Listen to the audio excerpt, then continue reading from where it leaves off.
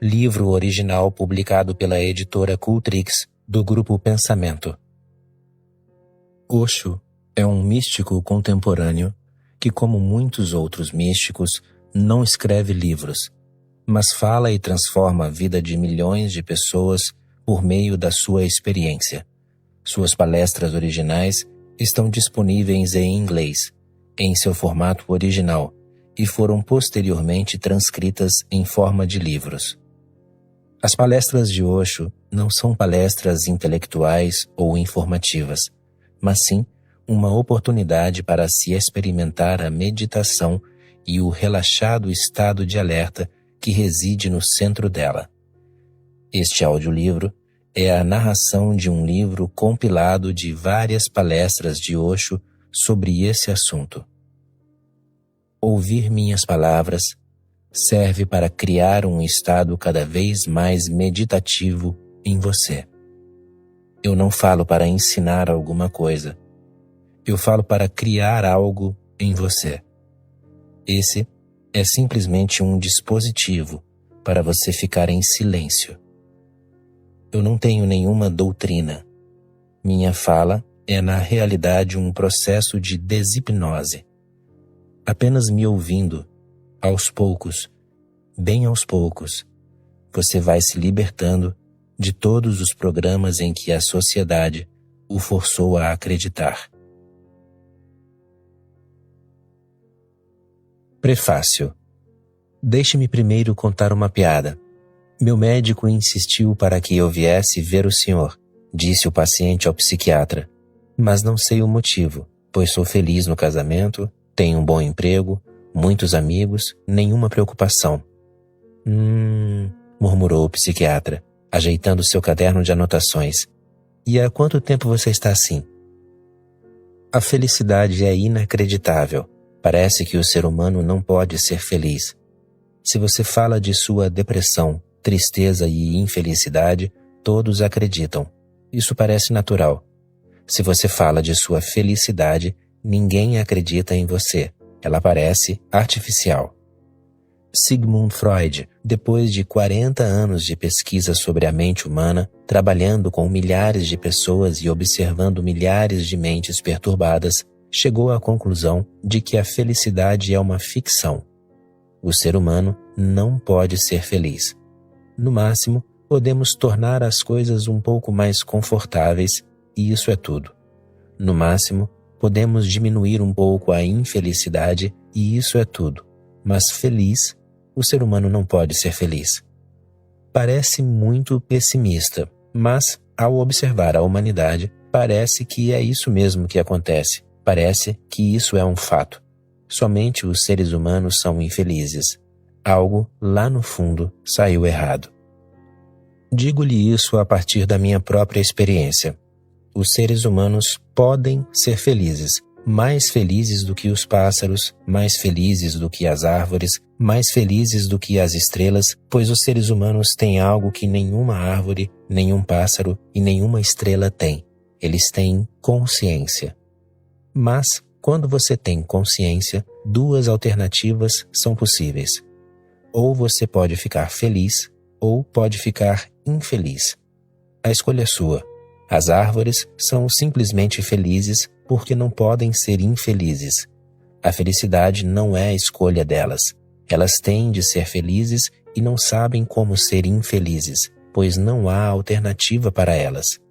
Os pássaros, cantando nas árvores, estão felizes não porque escolheram ser felizes. Eles estão simplesmente felizes por não conhecerem uma outra maneira de ser. Sua felicidade é inconsciente, é simplesmente natural. Os seres humanos podem ser imensamente felizes e imensamente infelizes e são livres para escolher. Essa liberdade é arriscada, é muito perigosa, pois você passa a ser responsável. E algo aconteceu com essa liberdade. Algo deu errado. O ser humano está de ponta cabeça. As pessoas estão buscando a meditação, e ela só é necessária porque você não escolheu ser feliz. Se você tivesse escolhido ser feliz, não haveria necessidade de nenhuma meditação. A meditação é medicinal. Se você está doente, o remédio é necessário. Uma vez que você comece a escolher a felicidade, uma vez que tenha decidido ser feliz, então nenhuma meditação será necessária. Então, a meditação começará a acontecer por conta própria. Existem tantas religiões porque muitas pessoas estão infelizes. Uma pessoa feliz não precisa de religião, não precisa de nenhum templo, de nenhuma igreja, porque, para uma pessoa feliz, todo o universo é um templo, toda a existência é uma igreja. A pessoa feliz não tem uma atividade religiosa específica, pois toda a sua vida é religiosa. Tudo o que você faz com a felicidade é uma prece. Seu trabalho se torna uma devoção. Sua própria respiração contém um intenso esplendor, uma graça. A felicidade acontece quando você se encaixa na sua vida, quando se encaixa tão harmoniosamente que tudo o que está fazendo é a sua alegria. Então, de repente, você vem a saber que a meditação o segue. Se você gosta do trabalho que está fazendo, se gosta da maneira como está vivendo, então você é meditativo e nada o distrai. Quando se distrai, isso simplesmente mostra que você não está realmente interessado nessas coisas. O professor fica dizendo aos alunos: prestem atenção ao que eu falo, fiquem atentos. Eles estão atentos, mas há alguma outra coisa. Um pássaro está cantando a plenos pulmões fora da sala de aula e a criança está atenta ao pássaro. Ninguém pode dizer que ela não está atenta. Ninguém pode dizer que ela não é meditativa. Ninguém pode dizer que ela não está em profunda concentração. Ela está. Na verdade, ela se esqueceu completamente do professor e das contas que o professor está fazendo no quadro negro. A criança está completamente desatenta a tudo isso, mas está inteiramente possuída pelo pássaro e pelo seu canto. Mas o professor diz: fique atento. O que você está fazendo? Não se distraia. Na verdade, o professor está distraindo a criança. Ela está atenta, e essa atenção está acontecendo naturalmente. Ao escutar o pássaro, ela está feliz, e o professor a está distraindo. Ele diz: você não está prestando atenção, mas ele está dizendo uma mentira. A criança estava atenta. O pássaro era mais atraente para ela. Então, o que fazer? O professor não era tão atraente. As contas não despertavam interesse. Não viemos para a Terra para ser matemáticos. Algumas crianças não se interessarão pelo pássaro. O canto do pássaro pode ficar cada vez mais alto, mas elas prestarão atenção ao quadro negro. Então, a aritmética é para elas, e elas têm uma meditação, têm um estado meditativo natural quando o assunto é matemática. Somos distraídos com preocupações artificiais, dinheiro, prestígio, poder. Ouvir os pássaros não lhe dará dinheiro. Ouvir os pássaros não lhe dará dinheiro, poder ou prestígio. Observar uma borboleta não o ajudará econômica, política ou socialmente. Essas coisas não são lucrativas, mas o deixam feliz. O ser humano de verdade toma coragem e se volta para as coisas que o deixam feliz. Se ele continuar pobre, tudo bem. Ele não tem queixas, não tem rancor e diz: escolhi meu caminho, escolhi os pássaros, as borboletas e as flores. Não posso ser rico materialmente e tudo bem que seja assim. Sou rico porque sou feliz. Mas os seres humanos ficaram de pernas para o ar. Eu li.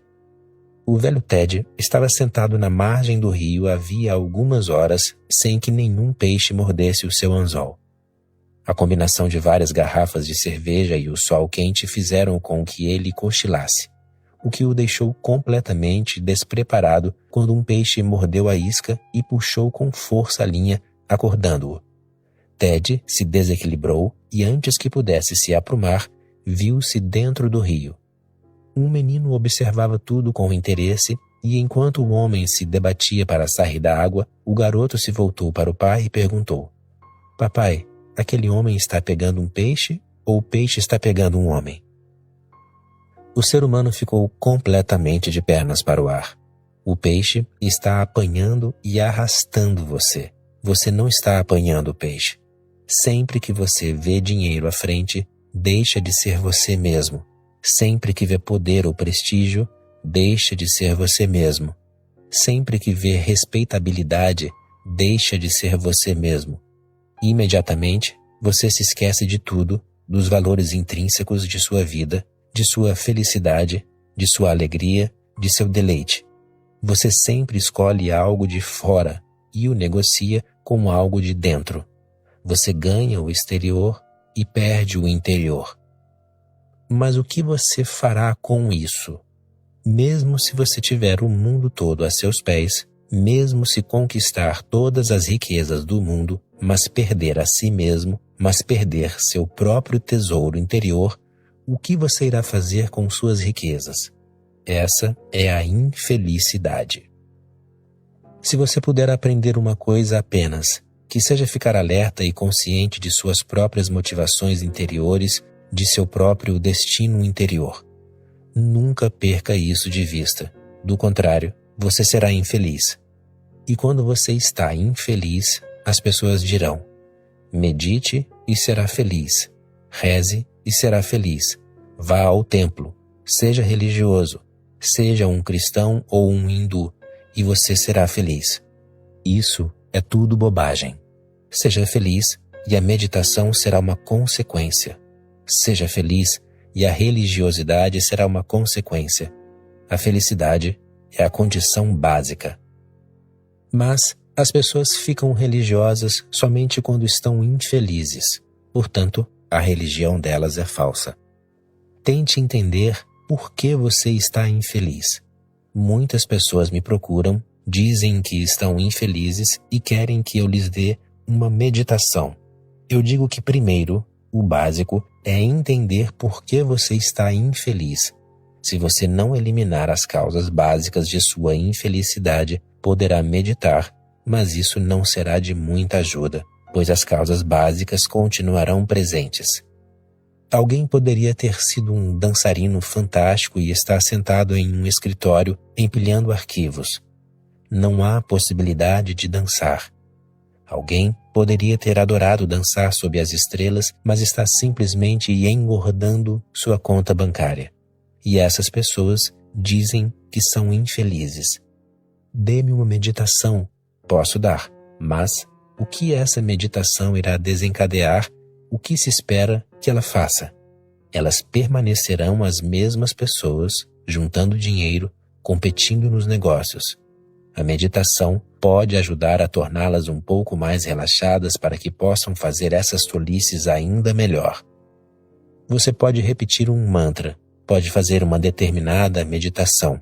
Isso pode ajudá-lo um pouco aqui e ali, mas pode apenas ajudá-lo a continuar sendo o que você é. Isso não é uma transformação. Daí minha abordagem ser para aqueles que são realmente ousados, para os atrevidos que estão dispostos a mudar o próprio padrão de vida, que estão dispostos a arriscar tudo, porque, na verdade, você nada tem para colocar em jogo, apenas a sua infelicidade, a sua aflição, mas as pessoas se apegam até mesmo a isso. Eu ouvi. Em um remoto campo de treinamento, um pelotão de recrutas tinha acabado de voltar ao alojamento depois de um dia de marcha sob um sol escaldante. Que vida, disse um soldado novato. Quilômetros no nada, um sargento que acha que é Átila, o bárbaro, nenhuma mulher, nenhuma bebida alcoólica, nenhuma liberdade e o pior de tudo, minhas botas são 2 números menores. Isso você não precisa aturar, meu chapa, disse seu vizinho. Por que você não pede um outro par de botas? Nem pensar, veio a resposta. Tirá-las dos pés é o único prazer que tenho. O que mais você tem para colocar em jogo? Apenas a sua aflição. O único prazer que você tem é falar sobre ela. Observe as pessoas falando de seus tormentos, como elas ficam felizes. Elas pagam para isso. Vão a psicoterapeutas para falar de suas aflições e pagam para isso. Alguém as escuta atentamente e elas ficam muito felizes. As pessoas falam de suas aflições repetidamente. Elas até mesmo exageram, as enfeitam, fazem com que pareçam maiores do que são, maiores do que seu tamanho natural. Por quê? Você nada tem para colocar em risco, exceto sua aflição, mas as pessoas se apegam ao conhecido, ao familiar.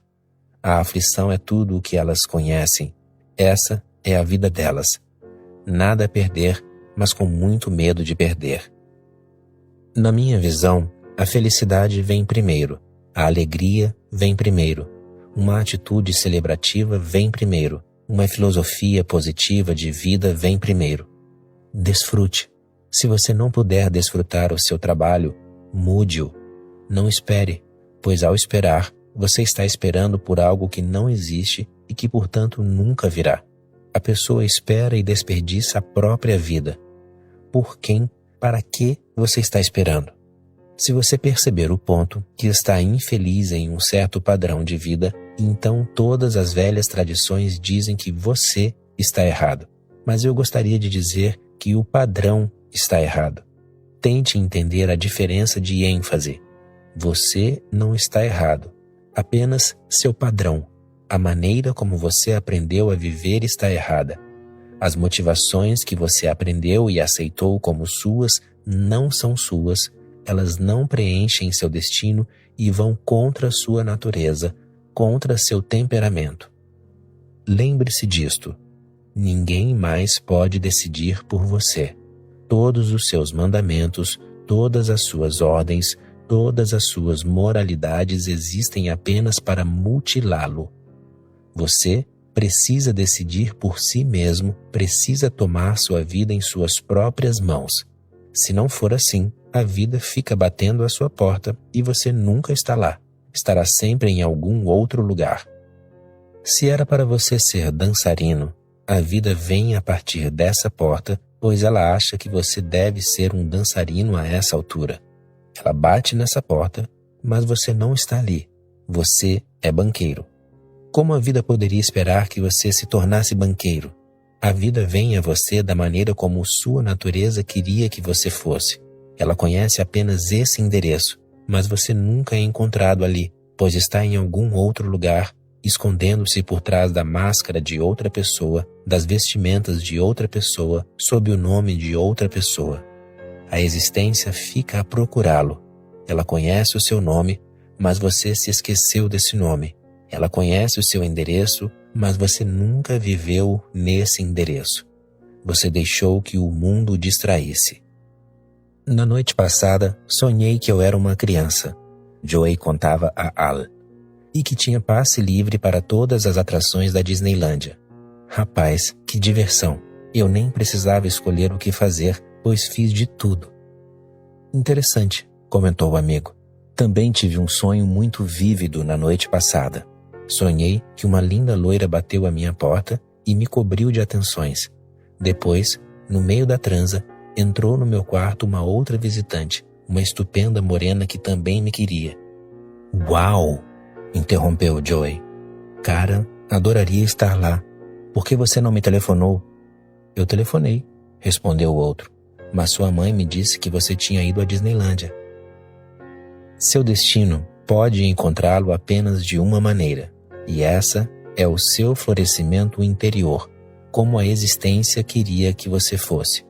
A menos que encontre a sua espontaneidade, a menos que encontre a sua natureza, você não pode ser feliz. E, se você não puder ser feliz, não poderá ser meditativo. Por que surgiu esta ideia na mente das pessoas, a de que meditação traz felicidade? Na verdade, sempre que elas encontram uma pessoa feliz, encontram uma mente meditativa, e as duas coisas ficaram associadas. Sempre que elas encontram uma atmosfera bela e meditativa circundando uma pessoa, descobrem que essa pessoa é imensamente feliz, vibrante, com um profundo bem-estar interior, radiante. Essas coisas ficam associadas e as pessoas acham que a felicidade vem quando você é meditativo. É justamente o contrário que acontece. A meditação vem quando você é feliz. Mas ser feliz é difícil. e aprender meditação é fácil.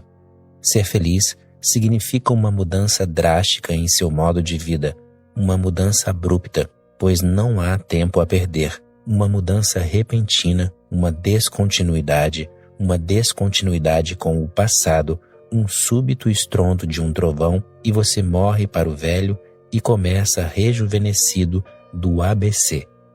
Você novamente começa a sua vida como teria feito se não houvesse nenhum padrão forçado sobre você pelos seus pais, pela sua sociedade, pelo Estado.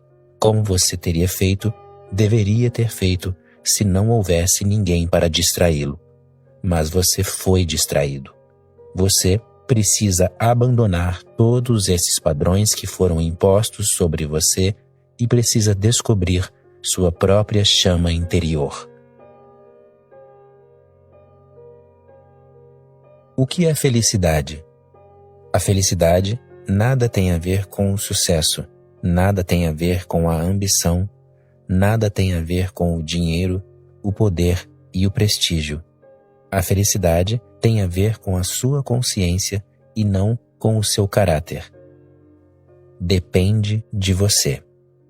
O que é felicidade? Depende de você, de seu estado de consciência ou de inconsciência, se você está adormecido ou desperto. Há um conceito famoso de Murphy. Ele diz que existem 2 tipos de pessoa. Uma que sempre divide a humanidade em 2 tipos e outra que absolutamente não divide a humanidade. Eu pertenço ao primeiro tipo. A humanidade pode ser dividida em 2 tipos, os adormecidos e os despertos, e, é claro, um pequeno grupo entre os 2. A felicidade depende de onde você está em sua consciência. Se você estiver adormecido, então o prazer é a felicidade. Prazer significa sensação, tentar alcançar algo por meio do corpo, algo que não é possível atingir por meio do corpo, forçando o corpo a alcançar algo que ele não é capaz de alcançar. De todas as maneiras, as pessoas estão tentando alcançar a felicidade por meio do corpo. O corpo pode lhe dar apenas prazeres momentâneos, e cada prazer é equilibrado na mesma medida, no mesmo grau, pelo sofrimento. Cada prazer é seguido pelo seu oposto, pois o corpo existe no mundo da dualidade. Assim como o dia é seguido pela noite, a morte é seguida pela vida e a vida é seguida pela morte. Trata-se de um círculo vicioso. Seu prazer será seguido pela dor, sua dor será seguida pelo prazer, mas você nunca ficará à vontade. Quando você estiver em um estado de prazer, ficará com medo de perdê-lo, e esse medo o envenenará. E, quando você estiver perdido na dor, é claro, estará em sofrimento e fará todo o esforço possível para sair dele, apenas para voltar a ele mais tarde. Buda chama isso de roda do nascimento e da morte. Seguimos nos movendo nessa roda e nos apegamos a ela, e a roda segue em frente. Às vezes aflora o prazer, às vezes o sofrimento, mas somos esmagados entre essas 2 rochas. A pessoa adormecida não conhece mais nada além de algumas sensações do corpo, comida e sexo. Esse é o seu mundo. Ela segue se movendo entre esses 2. Estes são os 2 terminais de seu corpo, comida e sexo. Se ela reprime o sexo, fica viciada em comida. Se ela reprime a comida, fica viciada em sexo. A energia segue se movendo como um pêndulo. No máximo, tudo o que você chama de prazer é apenas alívio de um estado tenso. A energia sexual se junta, se acumula, e você fica tenso e pesado, desejando liberá-la. Para a pessoa adormecida, a sexualidade nada mais é do que um alívio, como um bom espirro. Ela nada lhe dá, exceto um certo alívio. Havia uma tensão e agora ela não está mais presente, mas ela se acumulará novamente. A comida lhe dá apenas um pequeno sabor na língua. Não é muito para se viver, mas muitas pessoas estão vivendo apenas para comer. Há muito poucas pessoas que comem para viver. A história de Colombo é bem conhecida. Era uma longa viagem, por 3 meses eles só viam água. Então, um dia, Colombo olhou o horizonte e viu árvores. E, se você acha que Colombo ficou feliz ao ver árvores, você deveria ver o cachorro dele. Esse é o mundo do prazer. O cachorro pode ser perdoado, mas você não. Durante o primeiro encontro, o jovem, procurando um jeito de se divertir, perguntou à jovem se ela queria jogar boliche, mas ela respondeu que não. Então, ele sugeriu que eles fossem ao cinema, mas a resposta também foi negativa. Enquanto ele pensava no que mais sugerir, ofereceu a ela um cigarro, o qual ela recusou. Então ele perguntou se ela gostaria de ir dançar e beber alguma coisa em uma danceteria, mas novamente ela recusou ao dizer que não estava afim dessas coisas. Desesperado, ele pediu para ela ir ao apartamento dele para uma noite de amor. Para sua surpresa, ela concordou com entusiasmo, beijou-o apaixonadamente e disse: "Veja, você não precisa de nenhuma daquelas outras coisas para se divertir." O que chamamos de felicidade depende da pessoa. Para a pessoa adormecida, sensações prazerosas são a felicidade. Ela vive de prazer em prazer. Ela está simplesmente correndo de uma sensação a outra, vivendo de pequenas excitações. Sua vida é muito superficial, não tem profundidade, não tem qualidade. Ela vive no mundo da quantidade. E há pessoas que estão no meio, que não estão adormecidas nem despertas, que estão na orla, um pouco adormecidas e um pouco despertas. Às vezes, você tem essa experiência na cama, no começo da manhã, ainda com sono, mas não pode dizer que está dormindo, pois pode ouvir os barulhos na casa. Seu companheiro ou companheira preparando o café da manhã, o som da chaleira ou as crianças se aprontando para ir à escola. Você pode ouvir essas coisas, mas ainda assim não está acordado. Vagamente, indistintamente, esses sons chegam a você como se houvesse uma grande distância entre você e tudo o que está acontecendo à sua volta. Dá a impressão de ainda ser parte de um sonho. Não é parte de um sonho, mas você está no estado intermediário.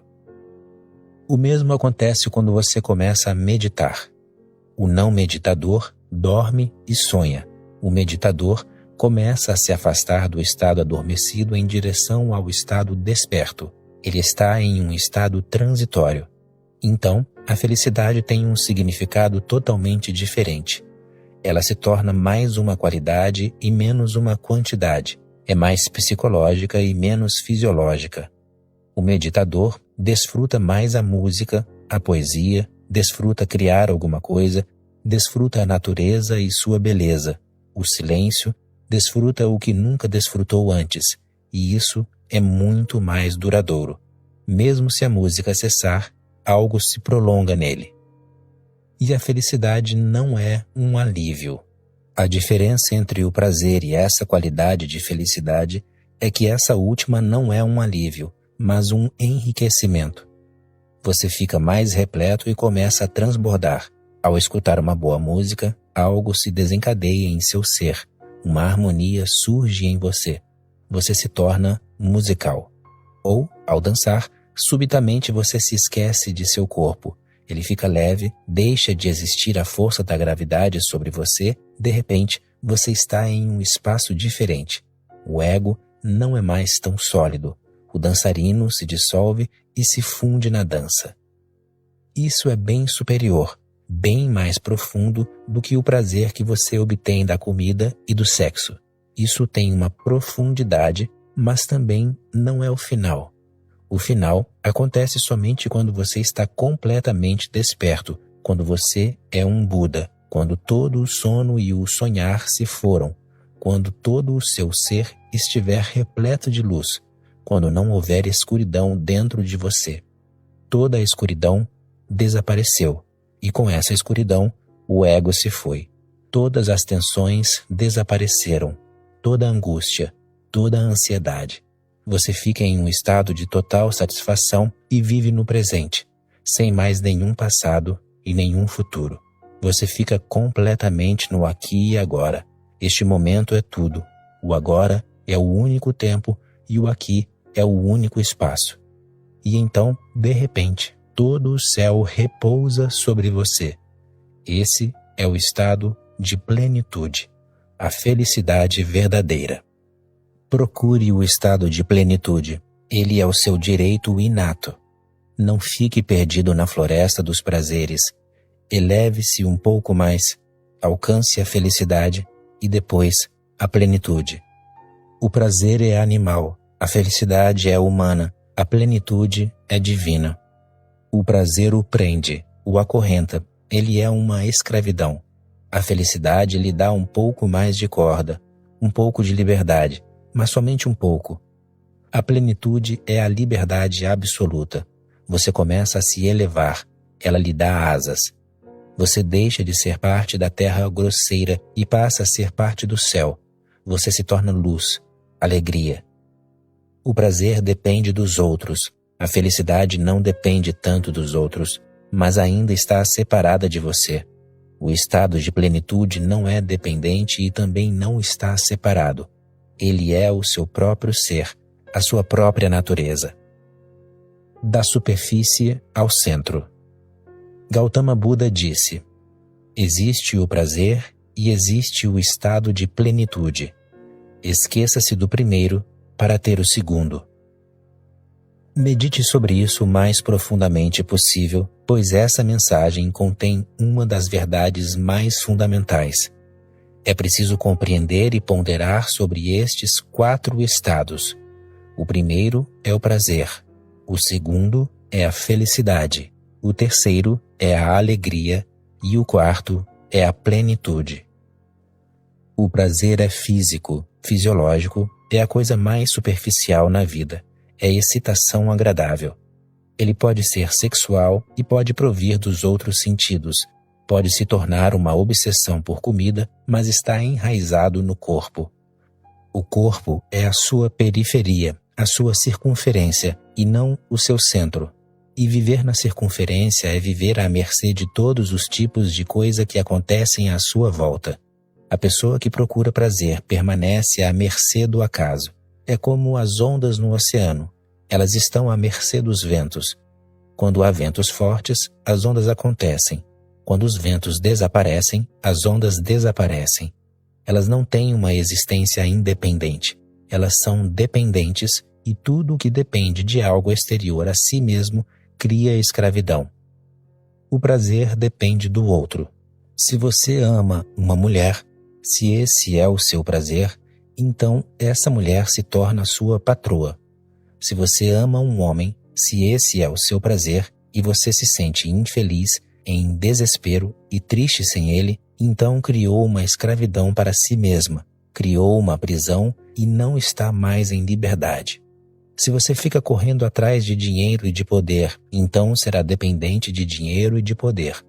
A pessoa que fica acumulando dinheiro, se é o seu prazer ter cada vez mais dinheiro, torna-se cada vez mais infeliz, pois quanto mais ela tiver, mais desejará e mais terá medo de perdê-lo.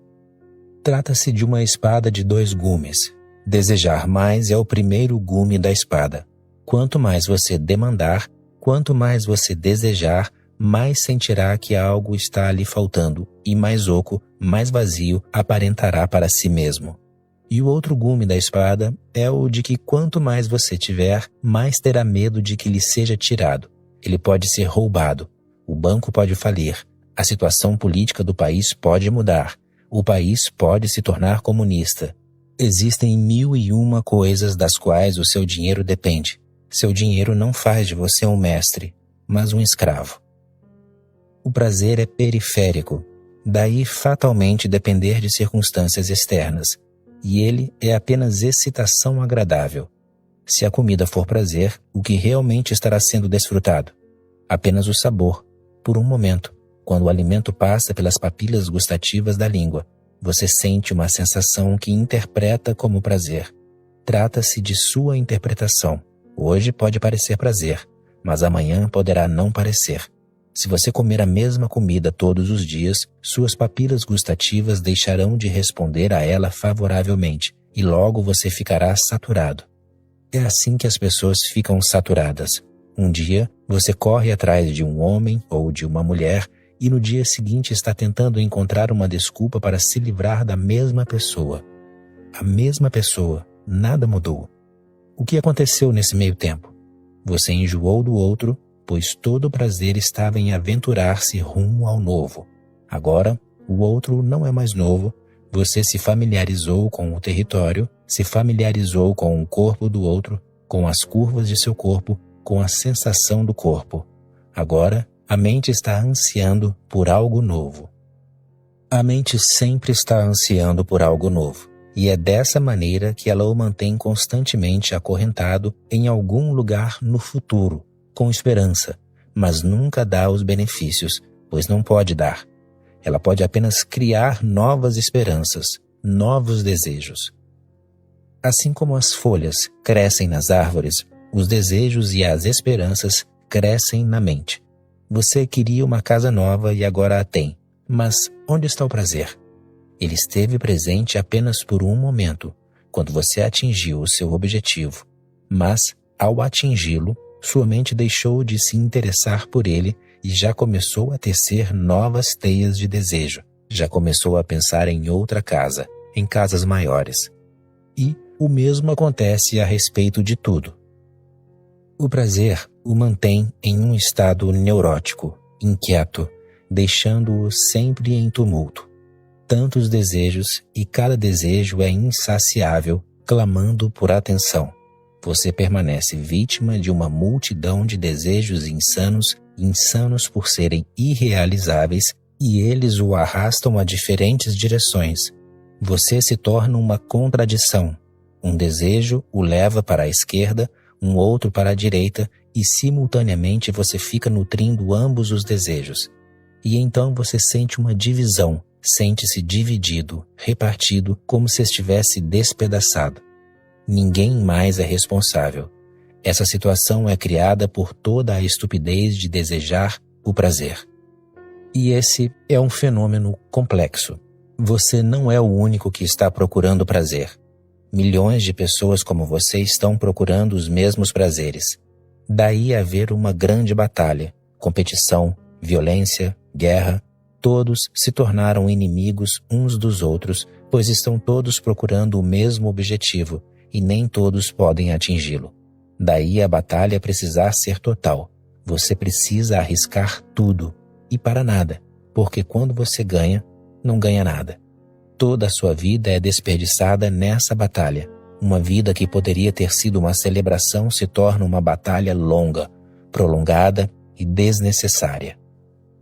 Quando você está excessivamente atrás de prazeres, você não pode amar, pois a pessoa que procura prazer usa o outro como um meio.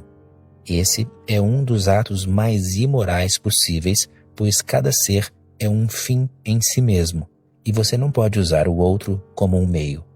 Mas, na busca do prazer, você precisa usar o outro como um meio. Você fica ladino, pois se trata de uma enorme batalha.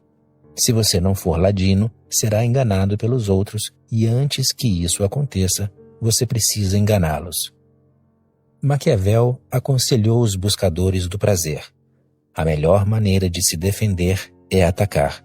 Nunca espere que o outro o ataque, pois pode ser tarde demais. Antes que o outro o ataque, ataque-o. Essa é a melhor maneira de se defender e tem sido seguida as pessoas conhecendo ou não Maquiavel. Isto é algo muito estranho. As pessoas sabem sobre Cristo, sobre Buda, sobre Moisés, sobre Krishna, mas ninguém o segue.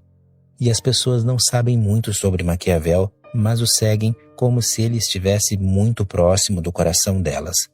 Você não precisa ler o que ele escreveu, mas já o está seguindo. Toda a sua sociedade está baseada nos princípios maquiavélicos. Todo o jogo político nada mais é do que isso. Antes que alguém lhe arranque algo, arranque-o dele. Esteja sempre em guarda.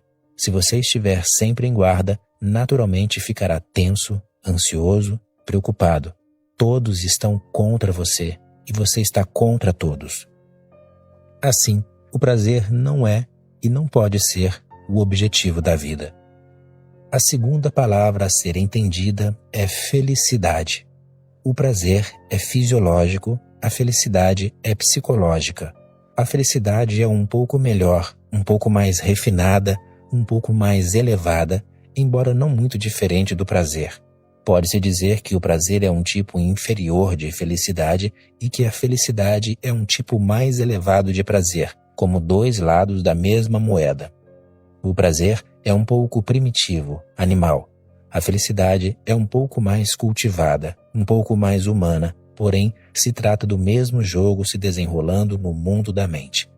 Você não está tão preocupado com as sensações fisiológicas e está muito mais preocupado com as sensações psicológicas, mas basicamente elas não são diferentes. O terceiro estado é a alegria. A alegria é espiritual. Ela é diferente, totalmente diferente do prazer e da felicidade. Ela nada tem a ver com o exterior, com o outro. Trata-se de um fenômeno interno. A alegria não depende das circunstâncias. Ela é sua. Ela não é uma excitação agradável produzida pelas coisas, mas um estado de serenidade, de silêncio, um estado meditativo. Ela é espiritual. Mas Buda também não falou da alegria, pois ainda há um estado que vai além dela. Ele o chama de plenitude. Essa é total. Ela não é fisiológica, psicológica ou espiritual. Não conhece nenhuma divisão, pois é indivisível. Ela é total em um sentido e transcendental em outro. Em sua fala, Buda usa apenas duas expressões. A primeira é prazer, que inclui a felicidade, e a segunda é plenitude, que inclui a alegria. O estado de plenitude significa que você alcançou a essência mais profunda de seu ser. Ele pertence à profundidade máxima de seu ser, onde até mesmo o ego não está mais presente, onde apenas o silêncio prevalece. Você desapareceu. Na alegria, você existe um pouco, mas na plenitude, você não está. O ego se dissolveu. Ela é um estado de não ser. Buda o chama de Nirvana. Nirvana significa que você deixou de ser, que você é apenas um vazio infinito como o céu. E, no momento em que você é essa infinidade, você fica repleto de estrelas e uma vida totalmente nova começa. Você renasce. O prazer é momentâneo, pertence ao tempo, é por enquanto. A plenitude é atemporal, sem tempo. O prazer começa e termina. A plenitude subsiste para sempre. O prazer vem e vai. A plenitude nunca vem e nunca vai, pois já está presente no âmago mais profundo do seu ser. O prazer precisa ser arrebatado do outro, e você se torna ou um mendigo ou um ladrão. A plenitude o torna um mestre. O estado de plenitude não é algo que você inventa, mas algo que você descobre. Ele é sua natureza mais profunda e está presente desde o princípio. Você simplesmente não o olhou e já o tomou como um fato, mas sem olhar para dentro. Esta é a única aflição do ser humano. Ele insiste em olhar para fora, procurando e buscando. E você não pode encontrar esse estado fora, pois ele não está lá. Rabi Ia, uma mística sufi famosa, estava, uma tarde, procurando algo na rua, em frente à sua pequena cabana. O sol estava se pondo e lentamente a escuridão estava aumentando. Algumas pessoas se reuniram e lhe perguntaram: "O que você está fazendo? O que você perdeu? O que você está procurando?" Ela respondeu: "Perdi minha agulha." As pessoas disseram: "O sol está se pondo e será muito difícil encontrá-la, mas a ajudaremos." Onde exatamente ela caiu? Como a rua é grande e a agulha é muito pequena, se soubermos o local exato, será mais fácil encontrá-la. Rabi Ia replicou: "É melhor não me fazerem essa pergunta, pois na verdade ela não caiu na rua, mas dentro de minha casa." As pessoas começaram a rir e disseram: "Sempre achamos que você era um pouco maluca. Se a agulha caiu dentro da casa, Por que está procurando na rua? Rabi respondeu: por uma razão simples e lógica. Dentro da casa não há luz, e aqui fora ainda há um pouco de luz. As pessoas riram novamente e começaram a se dispersar. Rabi as chamou de volta e disse: escutem, é exatamente isso que vocês estão fazendo. Eu estava apenas seguindo o seu exemplo. Vocês ficam procurando o estado de plenitude no mundo exterior sem formularem a questão primária. Onde o perdemos? E lhes digo, vocês o perderam dentro. Vocês o estão procurando fora por uma razão simples e lógica. Seus sentidos se abrem para fora e há um pouco mais de luz aí.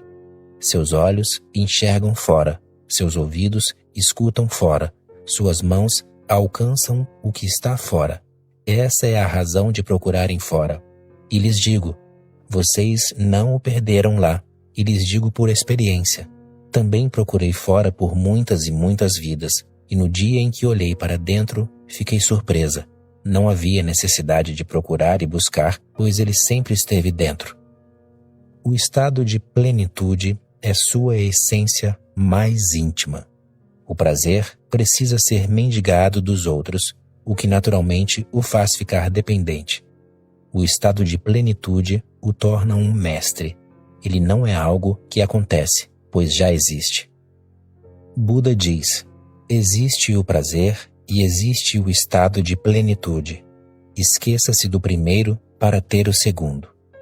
Pare de procurar fora, olhe para dentro. Volte-se para dentro.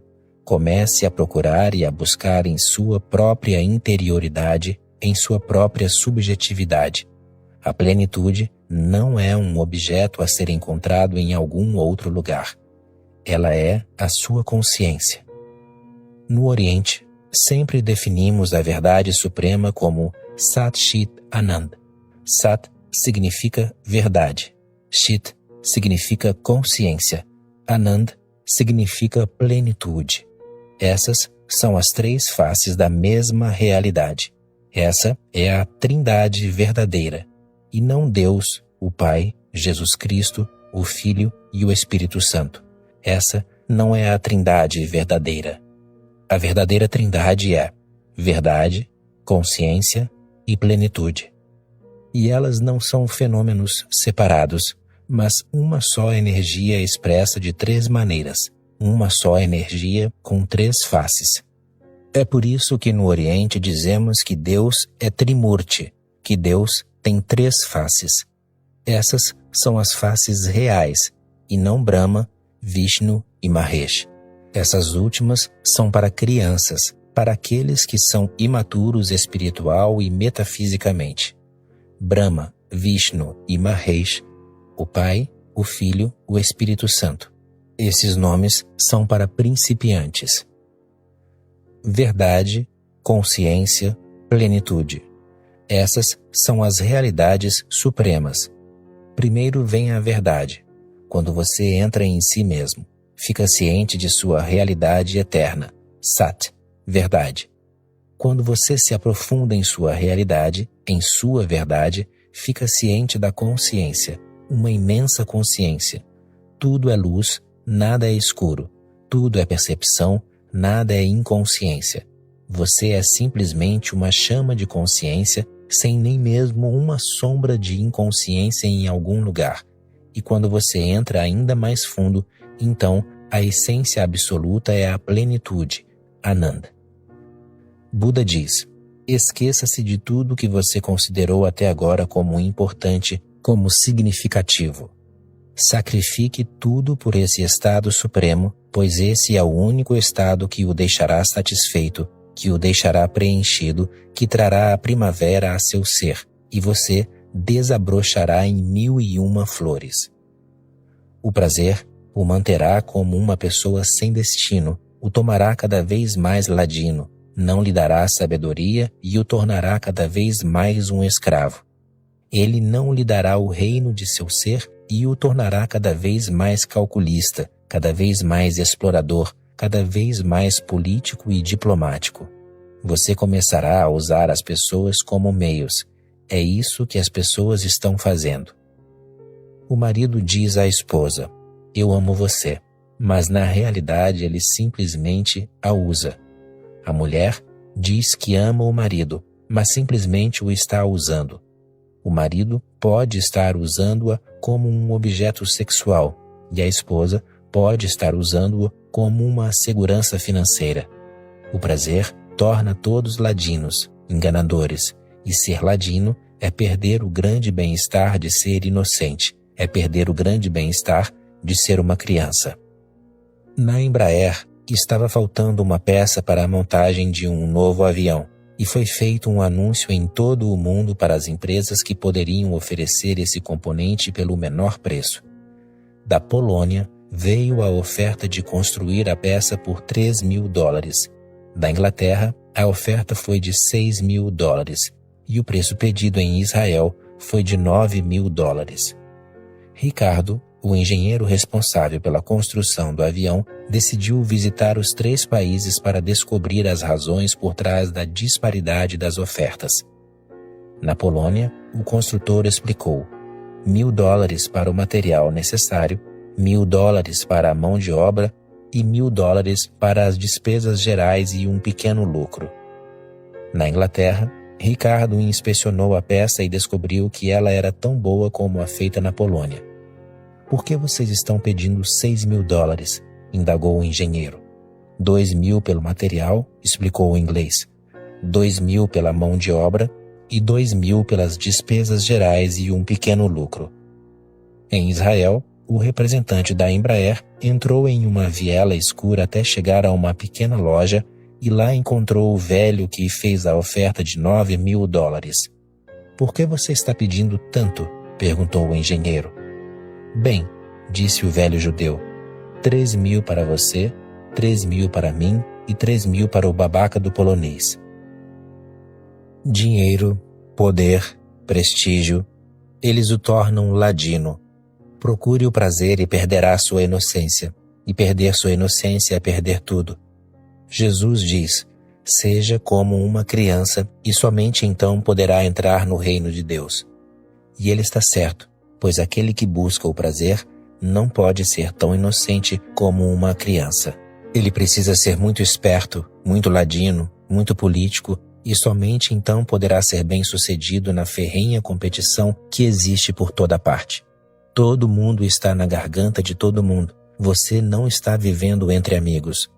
O mundo não pode ser amigável a menos que abandonemos essa ideia da competição.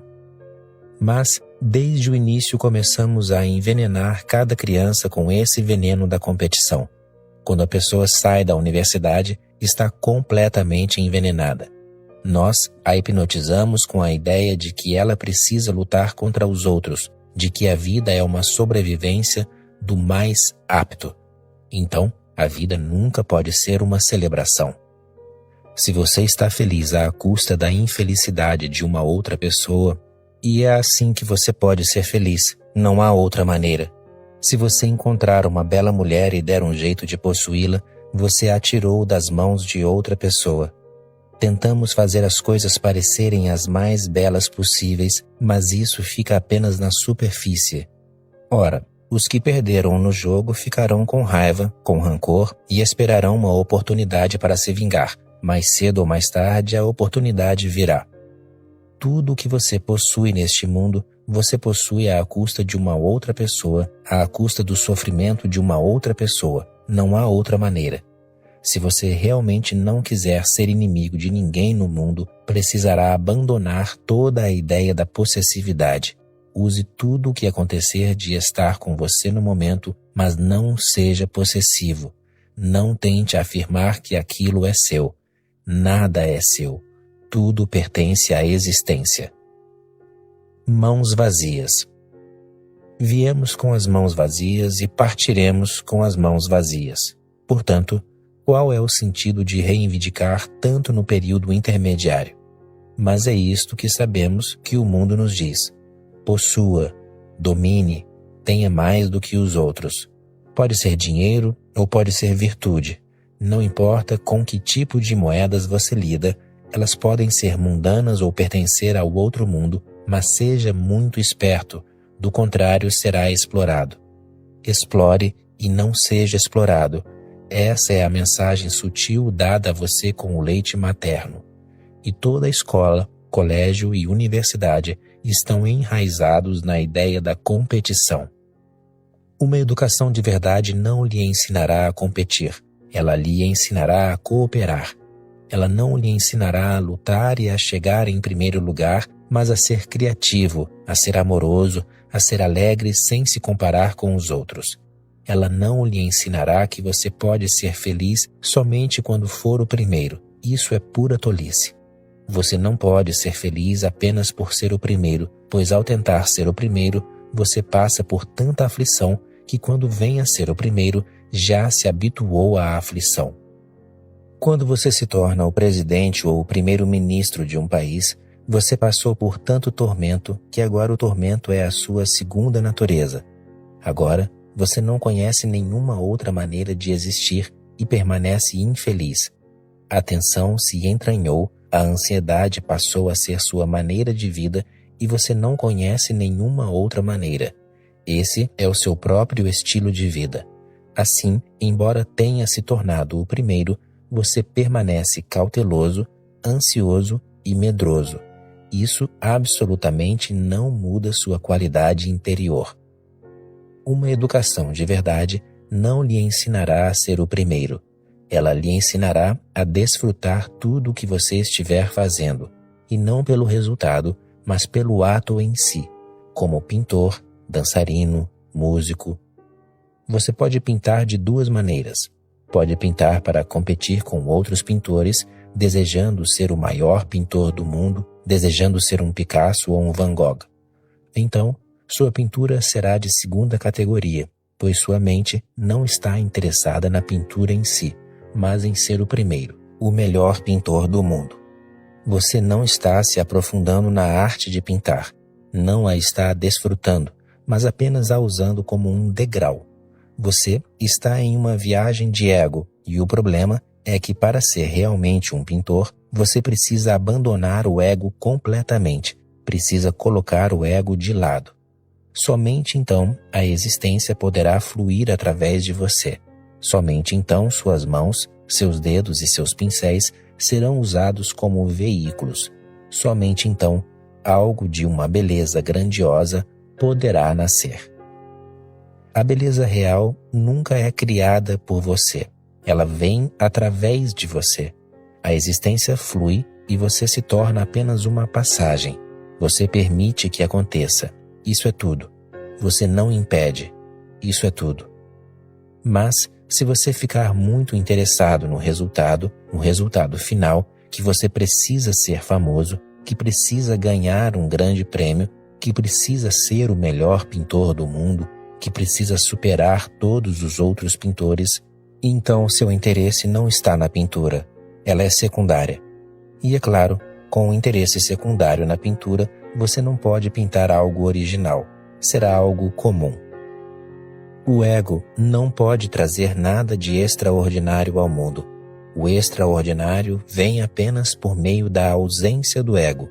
É assim com o músico, com o poeta, com o dançarino, com todo mundo. No Bhagavad Gita, Krishna diz: não pense no resultado. Essa é uma mensagem de imensa beleza, importância e verdade. Absolutamente não pense no resultado. Apenas faça com totalidade o que você estiver fazendo. Perca-se no ato. Perca o fazedor no fazer.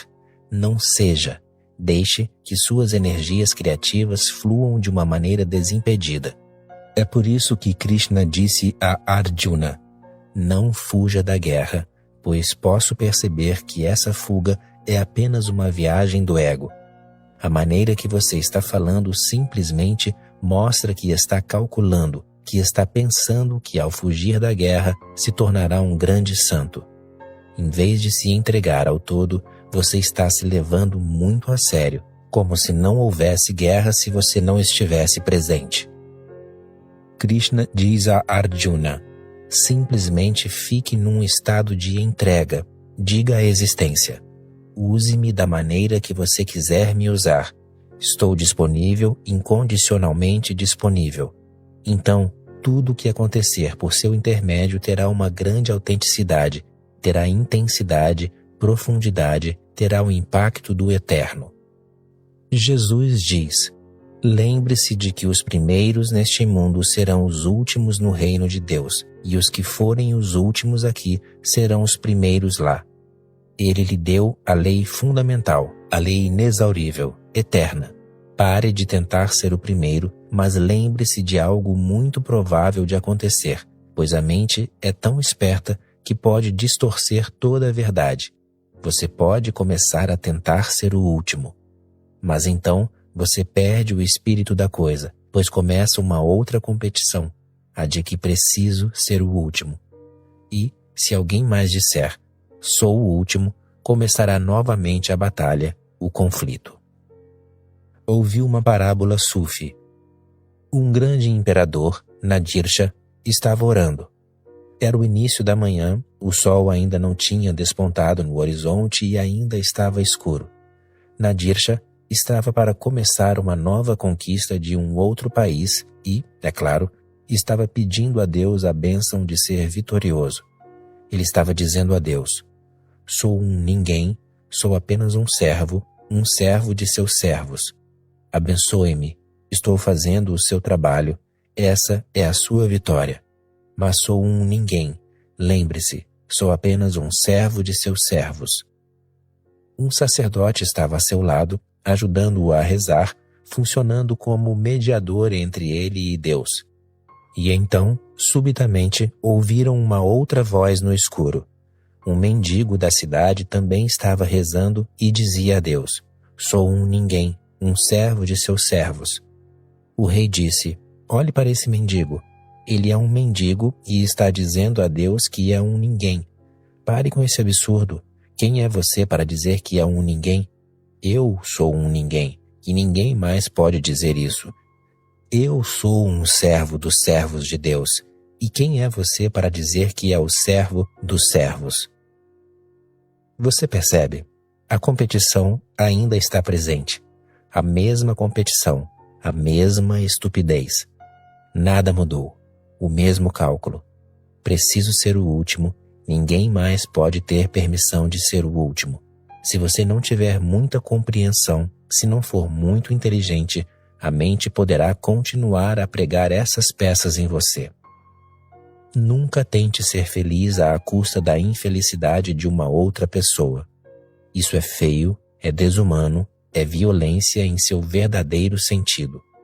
Se você acha que se torna um santo ao condenar os outros como pecadores, sua santidade nada mais é do que uma nova viagem do ego. Se você acha que é sagrado por estar tentando provar que os outros não o são, é isso que seus santos ficam fazendo. Eles ficam se gabando de sua santidade, de sua superioridade espiritual. Vá a seus pretensos santos e observe os seus olhos. Eles têm muita condenação para com você.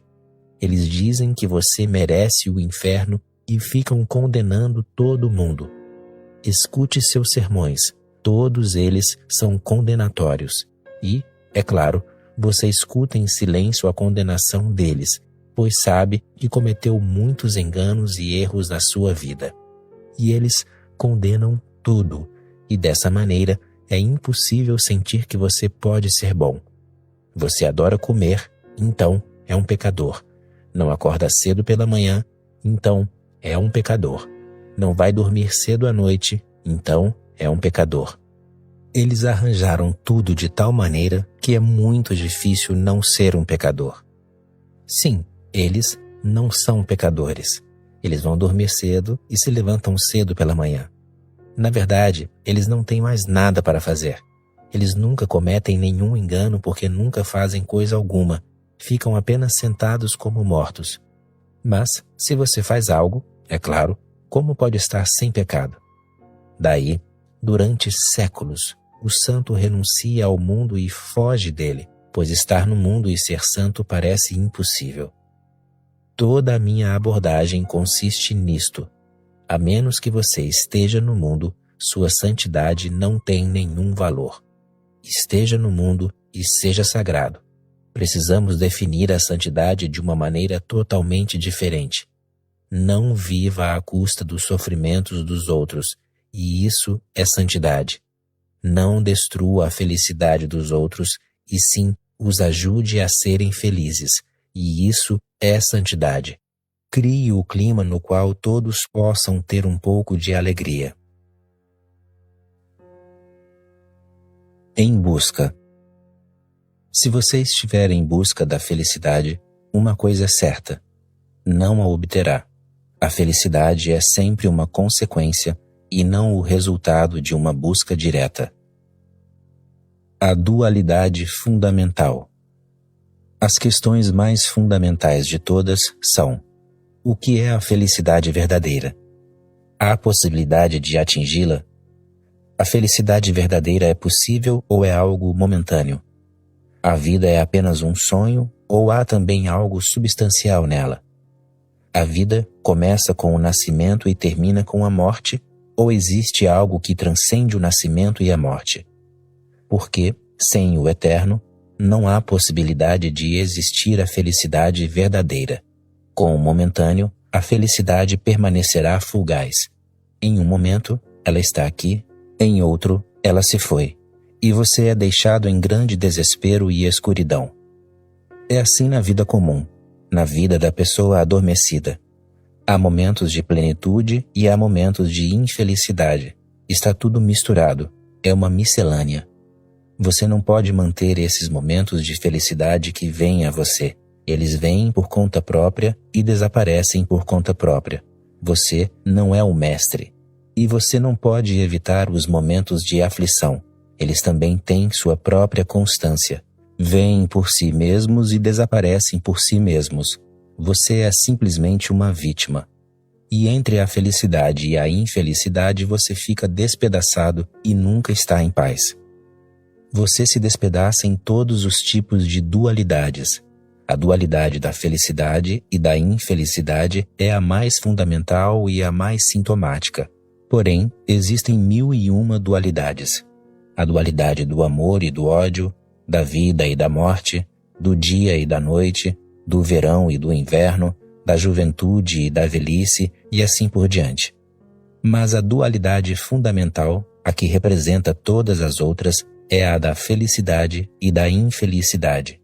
E você fica despedaçado, sendo puxado em direções diferentes e diametralmente opostas. Você não pode ficar em paz e acaba se perturbando. De acordo com os Budas, o ser humano é uma doença. Essa doença é absoluta ou pode ser transcendida.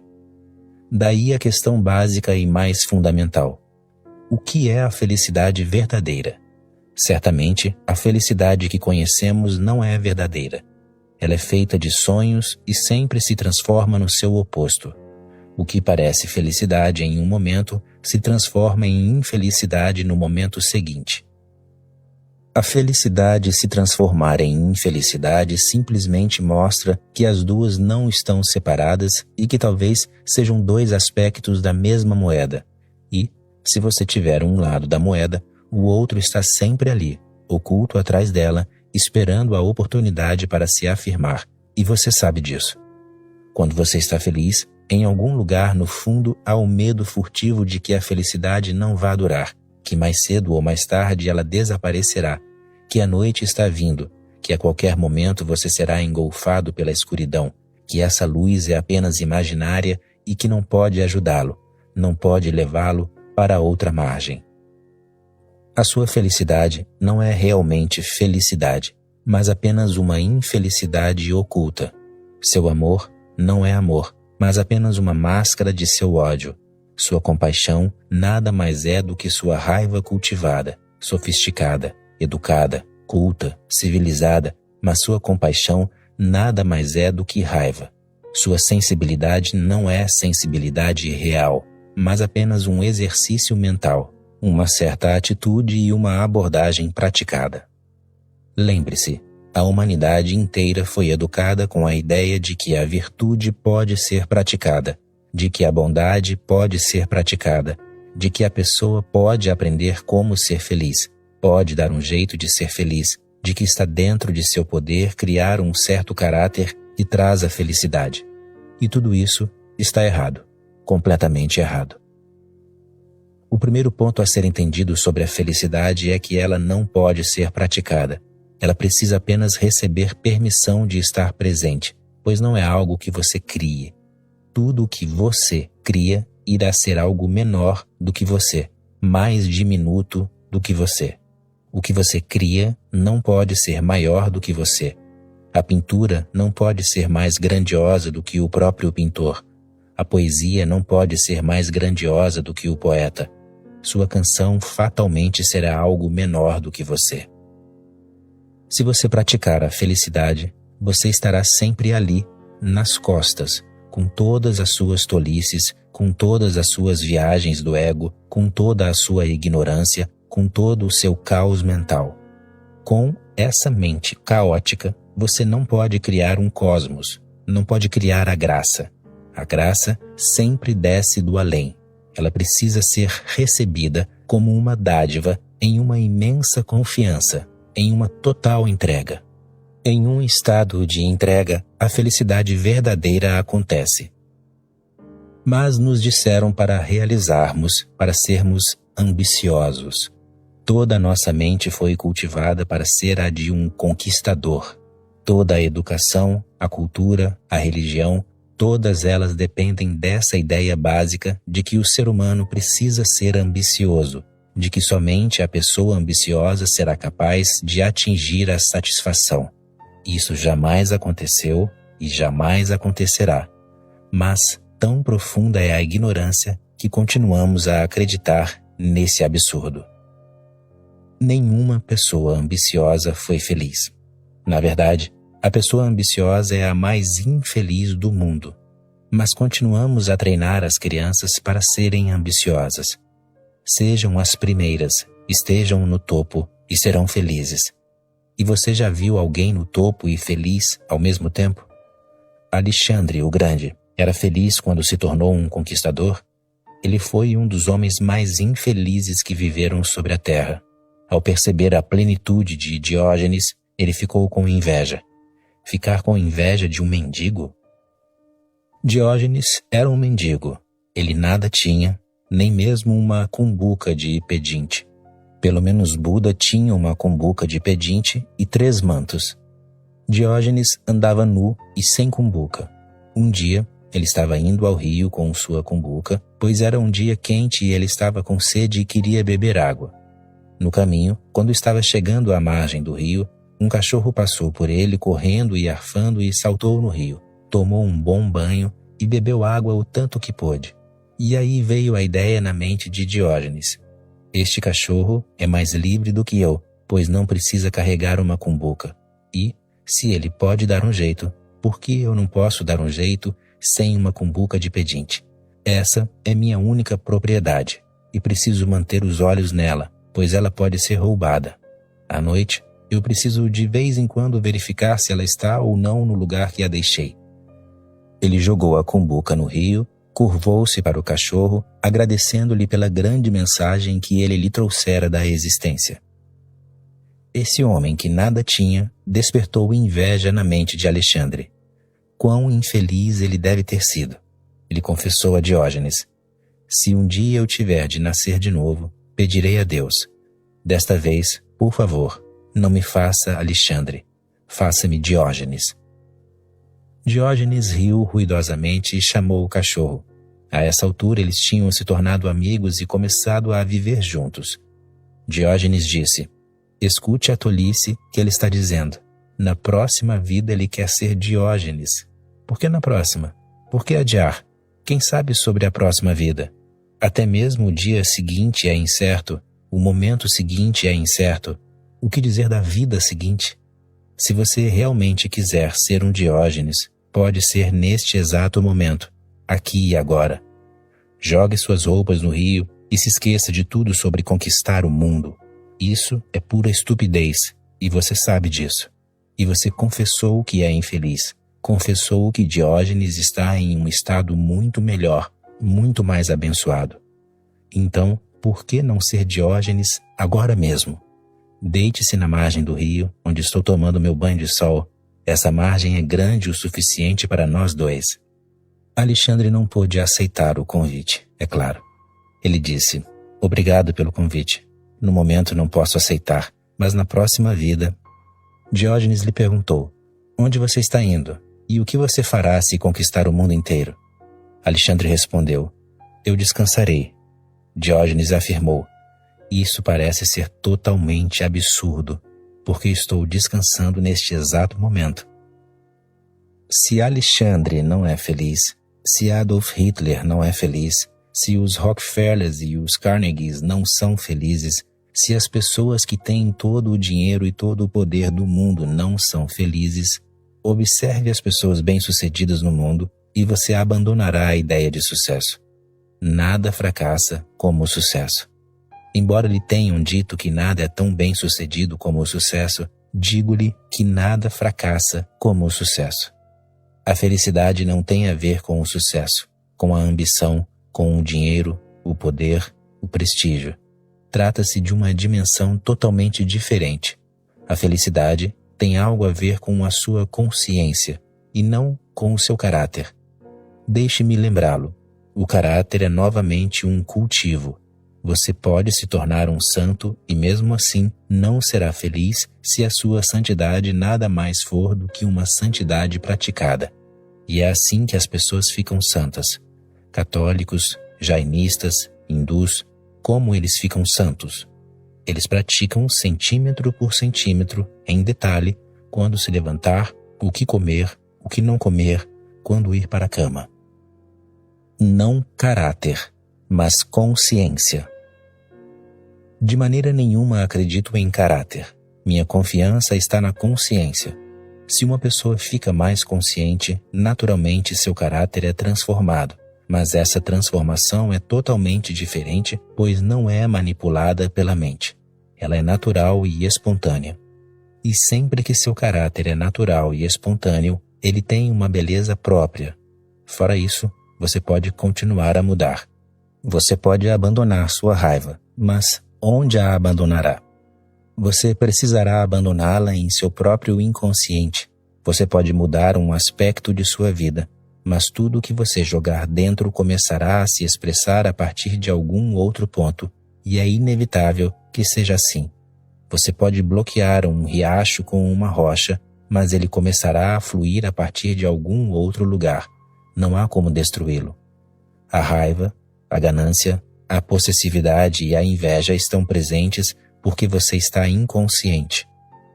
Dessa maneira, não estou interessado em mudar a sua raiva. Isso seria como podar as folhas de uma árvore e esperar que a árvore desapareça um dia. Não será assim. Pelo contrário, quanto mais você podar a árvore, mais densa será a folhagem. Daí seus pretensos santos serem as pessoas menos sagradas do mundo. Eles são simuladores e falsos. Sim, se você olhar de fora, eles parecem muito sagrados, demasiadamente sagrados, muito açucarados, enjoativamente doces e nauseantes. Você pode ir a eles, prestar seu respeito e fugir. Você não pode viver com os seus santos nem mesmo por 24 horas, pois eles o entediarão até a alma. Quanto mais próximo você ficar deles, mais mistificado, perplexo e confuso ficará, porque começará a perceber que por um lado eles reprimiram a raiva, mas ela entrou em outra dimensão da vida deles. As pessoas comuns ficam com raiva de vez em quando e sua raiva é muito fugaz, muito momentânea. Então, novamente, elas riem, ficam amigáveis e não carregam feridas por muito tempo. Mas em seus pretensos santos, a raiva se torna praticamente um estado permanente. Eles são simplesmente raivosos e não em relação a algo em particular. Reprimiram tanto a raiva que agora são simplesmente raivosos, permanecendo em um estado de rancor. Seus olhos, suas narinas, suas faces e seu próprio modo de vida mostrarão isso. Lu Ting comia no restaurante grego porque Papadopoulos, o proprietário, fazia realmente um delicioso arroz frito. Todo entardecer ele vinha e pedia arroz frito, Isso sempre fazia com que Papadopoulos caísse na gargalhada e algumas vezes convidasse 2 ou 3 amigos para ouvir Lu Ting pedir seu arroz frito. O orgulho do chinês ficou tão ferido que ele foi fazer uma aula de dicção só para poder dizer corretamente arroz frito. Na próxima vez que ele foi ao restaurante, disse com muita clareza: arroz frito, por favor. Não acreditando em seus ouvidos, Papadopoulos perguntou: o que você disse? Lu Ting gritou: você ouviu o que eu disse, seu grego desgraçado. Não fará muita diferença de arroz frito, agora é grego desgraçado. Você fecha uma porta e imediatamente uma outra se abre. Essa não é a maneira da transformação. Mudar seu caráter é fácil. O trabalho real consiste em mudar sua consciência, em tornar-se consciente, mais intensa e apaixonadamente consciente. Quando você está consciente, é impossível ficar com raiva, é impossível ser ganancioso, é impossível ser invejoso, é impossível ser ambicioso. E quando toda raiva, ganância, ambição, inveja, possessividade e libertinagem desaparecerem, a energia que elas exigiam será liberada e essa energia se torna seu estado de plenitude.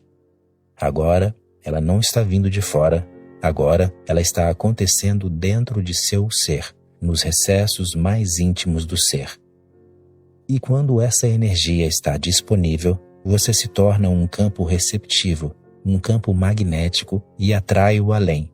Toda a energia que estava sendo desnecessariamente desperdiçada por você em seu inconsciente se junta e se reúne dentro de você. Quando você se torna um reservatório de energia, começa a atrair as estrelas, começa a atrair o além, começa a atrair o próprio paraíso. E o encontro da sua consciência com o além é o ponto da plenitude, da felicidade verdadeira. Ela nada conhece da infelicidade, pois é pura felicidade. Nada conhece da morte, pois é pura vida. Nada conhece da escuridão, pois é pura luz, e conhecê-la é o objetivo. Gautama Buda foi à procura dela e, após 6 anos de batalha, um dia a atingiu. Você também pode atingi-la, mas deixe-me lembrá-lo. Ao dizer que você pode atingi-la, não estou criando um desejo de atingi-la. Estou simplesmente declarando um fato. Se você se tornar um reservatório de imensa energia, não se distraindo com nada do mundo, ela acontece. Trata-se mais de um acontecimento do que de um fazer. E é melhor chamá-la de plenitude do que de felicidade, pois a felicidade lhe dá a impressão de que é algo semelhante ao que você conhece como felicidade. O que você conhece como felicidade nada mais é do que um estado relativo. Benson foi à loja de roupas de Krantz para comprar uma calça e um paletó. Ele acabou encontrando o estilo que queria e então tirou o paletó do cabide e o experimentou. Krantz veio a ele e disse: "Caiu muito bem em você." "Pode ter caído", disse Benson, "mas não se ajusta a mim. Está prendendo os meus ombros." "Coloque as calças", disse Krantz. "Elas são tão apertadas que você se esquecerá dos ombros." O que você chama de felicidade é apenas uma questão de relatividade. O que os Budas chamam de felicidade é algo absoluto. Sua felicidade é um fenômeno relativo. O que os Budas chamam de felicidade é algo absoluto, não relacionado a mais ninguém, sem entrar em comparação com ninguém. Ela é simplesmente sua. É interior. Perseguindo o arco-íris. A Constituição americana contém em si uma ideia muito estúpida. Ela diz que perseguir a felicidade é um direito inato do ser humano. As pessoas que escreveram essa Constituição não tinham ideia do que estavam escrevendo. Se perseguir a felicidade é um direito inato da humanidade, então o que dizer da infelicidade? De quem é o direito inato da infelicidade? Essas pessoas não estavam cientes de que se você pedir a felicidade, pediu ao mesmo tempo a infelicidade, e não importa se você sabe ou não disso. Chamo a isso de estupidez, porque ninguém pode perseguir a felicidade. E, Se você a estiver perseguindo, uma coisa é certa: não a obterá. A felicidade é sempre uma consequência e não o resultado de uma perseguição direta. Ela acontece quando você nem mesmo está pensando nela. O que dizer de persegui-la? Ela acontece repentinamente, vinda do nada. Você estava fazendo algo totalmente diferente. Você podia estar cortando lenha, e certamente cortar lenha não é perseguir a felicidade, mas, sob o sol do alvorecer, quando ainda está fresco, o som do machado sobre a madeira, pedaços de madeira sendo atirados para todos os lados, fazendo um barulho e depois deixando um silêncio por trás. Você começa a transpirar e a fresca brisa o faz se sentir ainda mais refrescado do que antes. De repente acontece a felicidade, uma alegria não contida. Mas você estava simplesmente cortando lenha, e cortar lenha não precisa ser mencionado na Constituição como um direito inato, porque, então, quantas coisas precisarão ser incluídas? Não consigo me esquecer de um dia. Há algumas coisas que não têm um senso lógico e não têm relevância, mas que permanecem na memória. Não dá para entender por que elas permanecem lá, pois aconteceram milhões de coisas muito mais importantes e significativas e todas elas desapareceram. Mas algumas coisas insignificantes, não se pode descobrir nenhuma razão para elas estarem na memória, mas elas estão, deixaram uma marca atrás delas. Lembro-me de uma dessas coisas. Eu estava vindo da escola, que ficava a quase 1,5 km de minha casa, e no meio do caminho havia uma enorme árvore.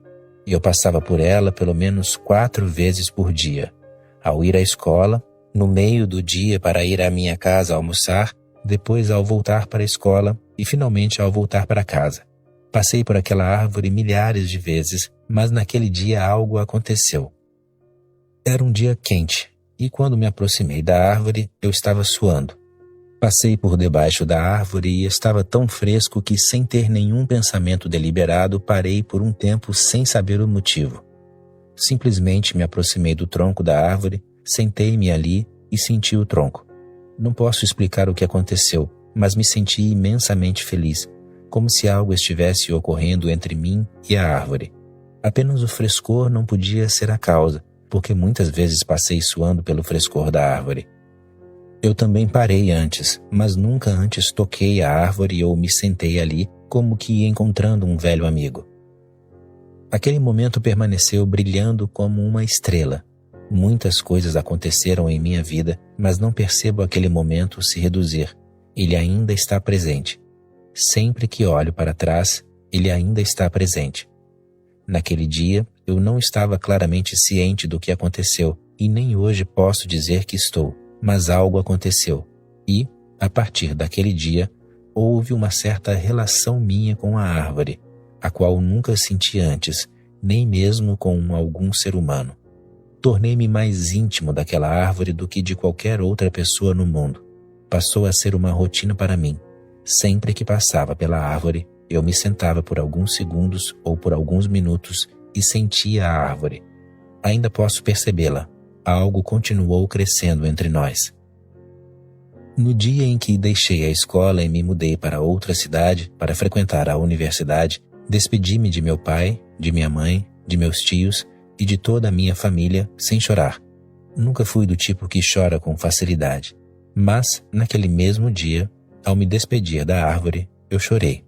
Isso continua sendo uma lembrança muito vívida. E quando eu estava chorando, tive a certeza absoluta de que também havia lágrimas nos olhos da árvore, embora não pudesse ver os olhos da árvore e não pudesse ver as lágrimas. Mas eu podia sentir. Quando toquei a árvore, pude perceber a tristeza e pude perceber a bênção, a despedida. E aquele era certamente meu último encontro, pois quando voltei após 1 ano, por alguma razão estúpida, a árvore tinha sido cortada e removida. A razão estúpida foi que construíram uma pequena pilastra memorial e aquele era o local mais belo no meio da cidade. O memorial era para um idiota rico o bastante para ganhar todas as eleições de que participou e se tornar o presidente da Câmara Municipal. Ele foi presidente por pelo menos 35 anos, o tempo mais longo que alguém ficou naquele mesmo cargo. Todos estavam felizes com a sua presidência, pois ele era um tamanho idiota que qualquer um podia fazer o que quisesse sem que ele interferisse. Uma pessoa podia fazer sua casa no meio da rua e ele não se importava. Ela apenas tinha de votar nele. Dessa maneira, toda a cidade estava feliz com ele, pois todos tinham muita liberdade. A Câmara Municipal e seus membros, os funcionários e os altos funcionários, todos estavam muito felizes com ele. Todos queriam que ele permanecesse para sempre como presidente, mas até mesmo idiotas precisam morrer, felizmente. Mas sua morte foi uma infelicidade, pois eles procuraram um lugar para fazer um memorial para ele e destruíram a árvore.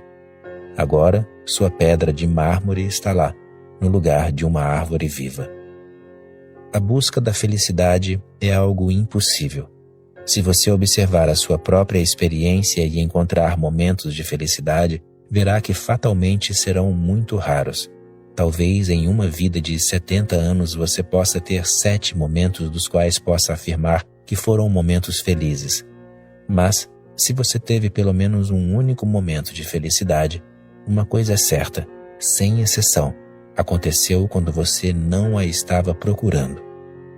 Tente procurar a felicidade e esteja certo de que a perderá.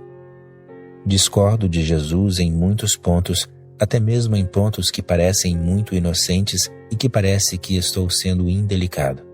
Jesus diz: procure e encontrará, peça e lhe será dado, bata e as portas lhe serão abertas. Não posso concordar. Os tolos que escreveram a Constituição Americana certamente foram influenciados por Jesus Cristo, é claro, pois todos eles eram cristãos. Quando eles diziam em busca da felicidade, consciente ou inconscientemente deviam ter em mente a afirmação de Jesus: procure e encontrará. Mas, lhe digo, procure e esteja certo de que jamais encontrará. Não procure e ela estará presente. Simplesmente pare de procurar e a encontrará, pois procurar significa um esforço da mente e não procurar significa um estado de relaxamento. E a felicidade é possível somente quando você está relaxado. Um buscador não está relaxado. Como ele pode estar? Ele não pode se dar ao luxo do relaxamento. Se você olhar à volta do mundo, ficará surpreso. Encontrará pessoas mais satisfeitas em países muito pobres. Sim, até mesmo na Etiópia, onde elas estão morrendo de inanição, mas não há sofrimento ou angústia. O maior número de pessoas infelizes será encontrado nos Estados Unidos. Isso é estranho. Nos Estados Unidos, a busca da felicidade é um direito inato, e isso não é mencionado em nenhuma outra constituição do mundo. Essa Constituição americana é absolutamente insana. Busca da felicidade? Ninguém jamais foi bem-sucedido nisso, e aqueles que tentaram ficaram muito infelizes e atormentados em sua vida. A felicidade acontece. Talvez seja por isso que ela é a chamada de felicidade, porque ela acontece. Você não pode arranjá-la, não pode manipulá-la, não pode manejá-la. A felicidade é algo que está além de seu esforço, além de você. Mas apenas ao cavar um buraco em seu jardim, se você estiver totalmente absorto nisso, se todo mundo for esquecido, inclusive você mesmo, ela estará presente. A felicidade está sempre com você. Ela nada tem a ver com o tempo, nada tem a ver com cortar lenha, nada tem a ver com cavar um buraco no jardim. A felicidade não tem nada a ver com nada. Ela é apenas um estado de seu ser sem expectativas, relaxado e à vontade com a existência. Ela está presente e não vem e vai. Está sempre presente como sua respiração, como o palpitar de seu coração, como o sangue circulando em seu corpo. A felicidade sempre está presente, mas, se você a procurar, encontrará a infelicidade. Ao procurar, você perderá a felicidade. A infelicidade é isto, a perda da felicidade. A infelicidade tem uma certa relação com a busca, uma parceria. Se você for ao encalço da felicidade, encontrará a infelicidade. E a Constituição Americana deu a ideia a todos os americanos de que eles deveriam ir em seu encalço. E eles estão perseguindo desesperadamente o dinheiro, o poder, a religião, e estão correndo por todo o mundo procurando alguém que lhes ensine como encontrar a felicidade. A coisa real é simplesmente voltar para casa e se esquecer de tudo isso. Faça uma outra coisa que nada tem a ver com a felicidade. Pinte, e você não precisa aprender a pintar. Você não pode jogar cores em uma tela. Qualquer criança pode fazer isso. Apenas atire tinta sobre a tela e poderá ficar surpreso. Você não é um pintor, mas algo belo acontece. As próprias cores se misturam de uma certa maneira e criam algo a que você não pode dar nome. As pinturas modernas não têm títulos, e muitos quadros até mesmo não têm molduras, pois a existência não tem moldura. Você olha de sua janela e vê o céu com moldura, mas a moldura existe na janela, e não no céu, pois ele não a tem. E há pintores que nem pintam em telas, eles pintam em paredes, no chão, no teto. Estranhos lugares, mas posso perceber o discernimento deles. Eles não estão interessados em fazer uma pintura e estão mais interessados em se envolver no próprio ato de pintar, e a pintura não está à venda. Como você pode vender seu teto e quem o compraria? Mas enquanto eles estão absortos, a partir de algum recanto desconhecido, algo começa a entrar em seus seres. Eles começam a se sentir alegres sem nenhuma razão. É por isso que condeno a ideia da busca. Posso dizer sobre a pessoa que escreveu isso na Constituição, sem conhecer o seu nome, sem nada saber sobre ela, que ela deve ter sido uma pessoa completamente infeliz e que nunca conheceu a felicidade. Ela a esteve perseguindo. Dessa maneira, ela tentou dar a todo americano o mesmo direito inato que ela reivindicou para si mesma, e ninguém a criticou em 300 anos, algo tão simples. Um poeta, um pintor, um cantor, um dançarino, sim, de vez em quando alcançam a felicidade. Mas uma coisa é parte dela. Sempre que a felicidade vem, o ego não está presente, o buscador não está presente, a busca não está presente. Nijinsky, um dos dançarinos mais importantes do mundo de todos os tempos, no que se refere a mim, ele foi o melhor dançarino que a humanidade produziu. Ele era um milagre quando dançava. De vez em quando ele dava um salto tão alto que ia contra a força da gravidade. O salto não era possível cientificamente. De acordo com as leis da gravidade, um salto tão alto era absolutamente impossível. Até mesmo as pessoas que competem em saltos nas Olimpíadas não são nada comparadas com Nijinsky quando ele saltava.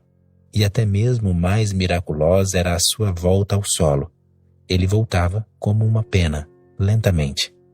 Isso era ainda mais contrário à lei da gravidade, pois a gravidade puxaria repentina e rapidamente o peso de um corpo humano. Seria um baque, poderiam até ocorrer algumas fraturas. Mas ele costumava descer como uma folha morta cai da árvore, lenta e preguiçosamente, sem pressa, pois não há para onde ir. Ou, mesmo melhor, como uma pena, pois uma folha cai um pouco mais depressa. A pena de um pássaro quase não tem peso e cai dançando. Nijinsky costumava descer da mesma maneira, e nem mesmo havia som quando ele aterrissava no palco. Muitas vezes lhe perguntavam: "Como você faz isso?" Ele respondia: "Eu não faço isso. Tentei fazê-lo, mas sempre que tentei, não aconteceu. E quanto mais eu tentava, mais ficava claro para mim que isso não é algo que eu podia manipular. Lentamente fiquei consciente de que isso acontece quando não tento, quando nem mesmo estou pensando a respeito. Quando meu ego não está presente, de repente percebo que está acontecendo. E, quando volto para tentar descobrir como aconteceu, não está mais acontecendo. Já se foi e estou novamente no chão." Ora, esse homem sabe que a felicidade não pode ser perseguida. Se Nijinsky também fosse uma das pessoas a elaborar a Constituição dos Estados Unidos, ele teria objetado e dito que perseguir é uma palavra absolutamente equivocada e teria sugerido para simplesmente dizerem que a felicidade é o direito inato de todos e não a sua perseguição. Não se trata de uma caçada, pois assim você correria por toda a sua vida, correndo atrás de sombras e nunca chegando a lugar nenhum. Toda a sua vida seria um puro desperdício. Mas a mente americana assimilou a ideia. Assim, em todas as esferas, seja política, religiosa ou dos negócios, eles estão perseguindo. Os americanos estão sempre em constante movimento e indo depressa, pois, quando se está indo, por que não ir depressa? E não pergunte aonde eles estão indo, porque ninguém sabe. Uma coisa é certa, eles estão indo a toda velocidade, com o máximo de velocidade que conseguem manter, dando tudo o que conseguem dar. O que mais é necessário? Você está indo, e indo a toda a velocidade. Você está satisfazendo seu direito inato. Dessa maneira, as pessoas estão trocando de mulher continuamente, trocando de homem continuamente, trocando de negócio continuamente, trocando de emprego continuamente, todos perseguindo a felicidade. E, por estranho que pareça, sempre dá a impressão de que a felicidade está sendo desfrutada por uma outra pessoa. Assim, você começa a persegui-la. Quando você chega onde pensou que a encontraria, ela não está ali. A grama do outro lado da cerca é sempre mais verde, mas não pule a cerca para ver se realmente é assim. Desfrute-a. Se for mais verde do outro lado da cerca, desfrute-a. Por que destruir coisas ao pular a cerca e descobrir que a grama do outro lado é pior do que a sua? Mas as pessoas estão correndo atrás de tudo, achando que talvez isso lhes dê o que estão sentindo falta. Nada ajudará. Você pode viver em um palácio, mas será infeliz, talvez mais do que seria em uma velha cabana. Pelo menos em uma velha cabana haveria o consolo de que você está infeliz por estar em uma cabana caindo aos pedaços. Haveria uma desculpa. Você poderia justificar seu tormento, sua aflição, seu sofrimento, e também haveria uma esperança de que algum dia você seria capaz de ter uma casa melhor, se não um palácio, pelo menos uma boa, bela e pequena casa própria.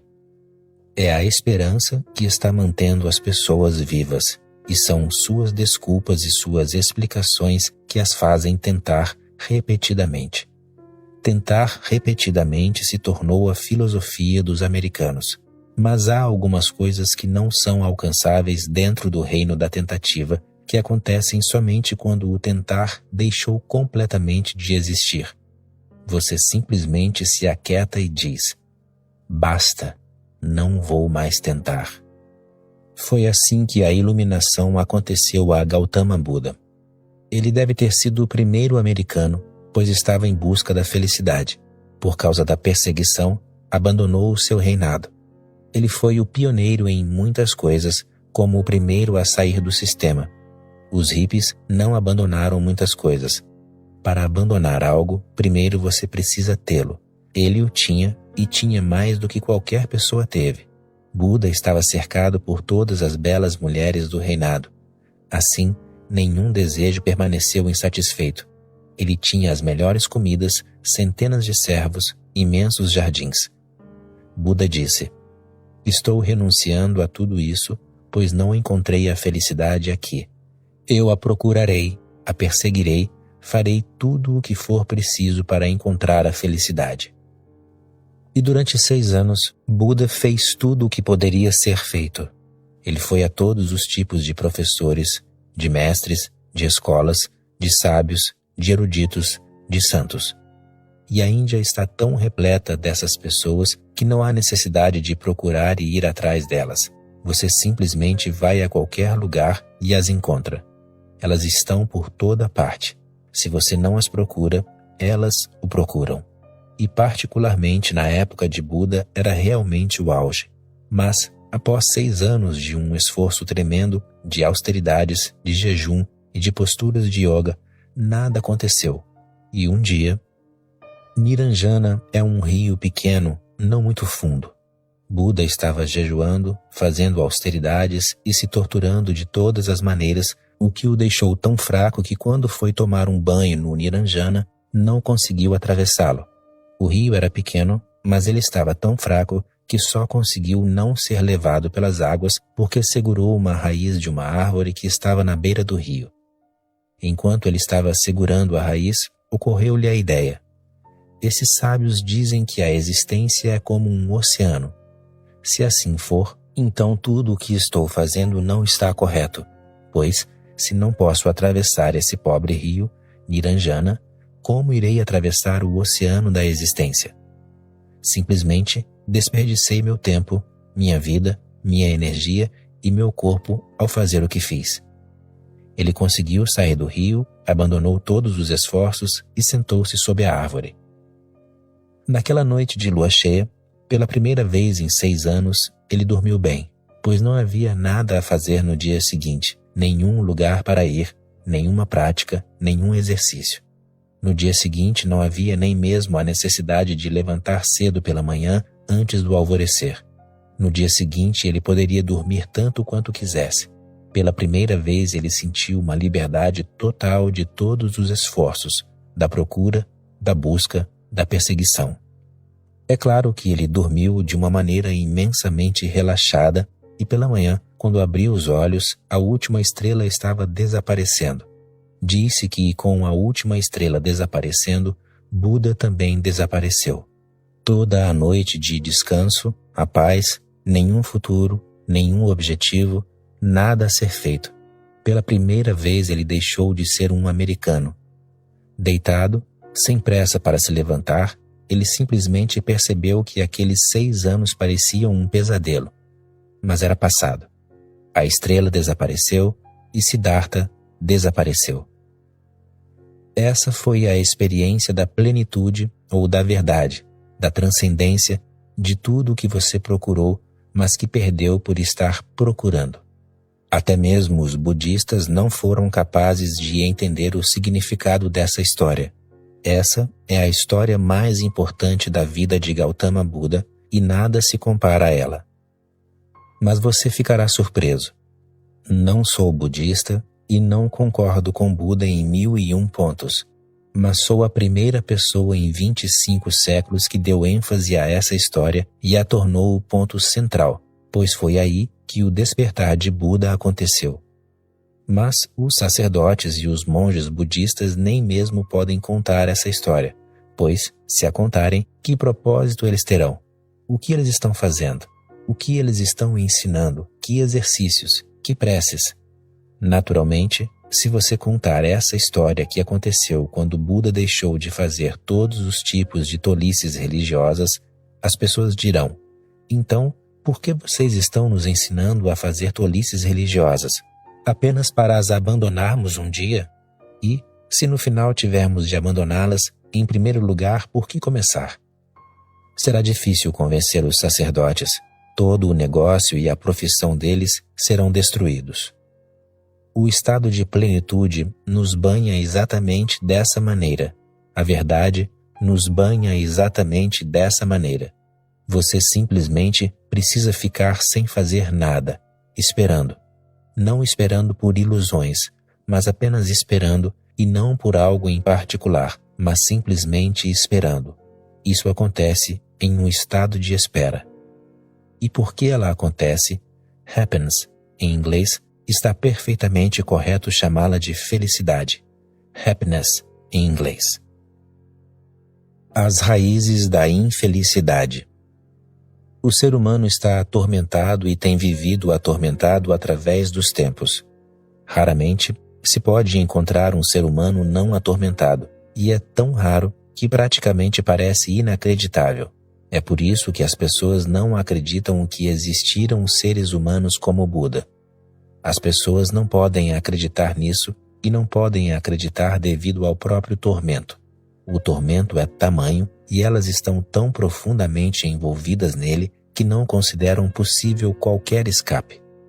As pessoas acham que os Budas devem ter sido imaginados, que pessoas como Gautama Buda são sonhos da humanidade. É isto que Sigmund Freud diz, que pessoas como Buda são fantasias da realização das aspirações humanas. Gostaríamos de ser daquela maneira, de nos livrar do tormento, de ter aquele silêncio, aquela serenidade, aquela graça divina, mas isso não aconteceu. E Freud diz que não há esperança, que isso não pode acontecer pela própria natureza das coisas.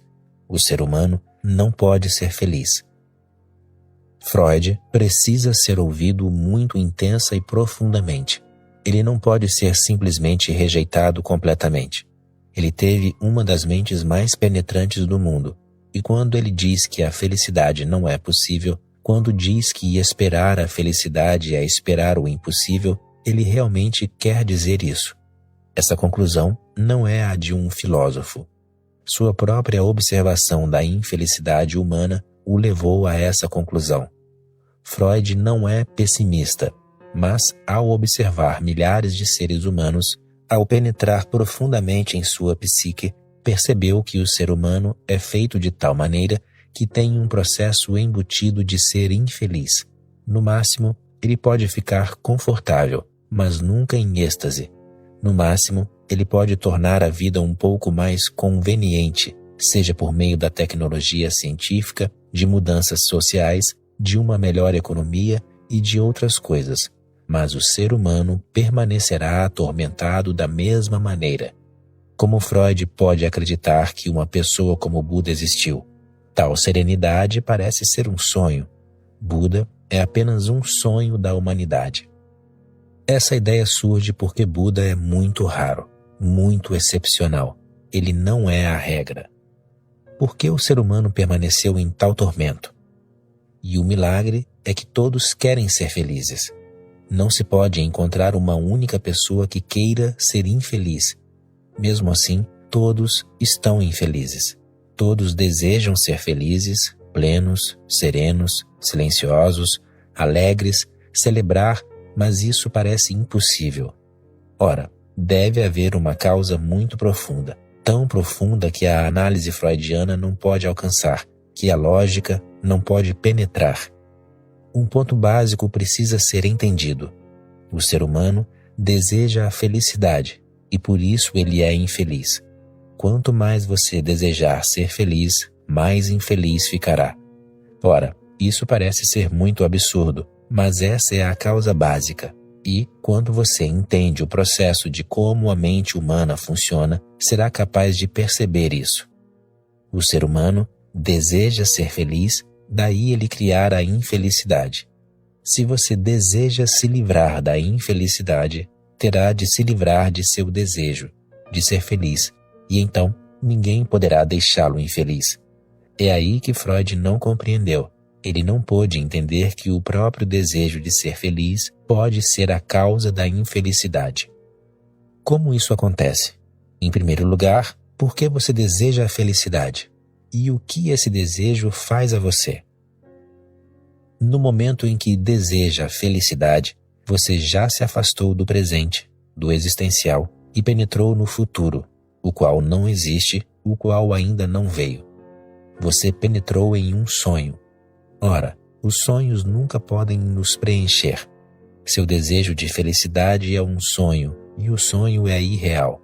Por meio do irreal, ninguém jamais foi capaz de alcançar o real. Você pegou o bonde errado. Desejar a felicidade simplesmente mostra que você não está feliz neste exato momento. Simplesmente mostra que você é um ser infeliz. E um ser infeliz projeta que no futuro, em alguma época, em algum dia, de alguma maneira, ele será feliz. Sua projeção vem a partir da sua infelicidade. Ele carrega as próprias sementes da infelicidade. Ela vem a partir de você e não pode ser diferente de você. Ela é a sua filha. A face dela será como a sua. Seu sangue estará circulando no corpo dela. A infelicidade será a sua continuidade. Você está infeliz hoje e projeta que amanhã será feliz, mas o amanhã é uma projeção sua, uma projeção de tudo o que você é hoje. Você está infeliz e o amanhã virá dessa infelicidade, e você estará mais infeliz.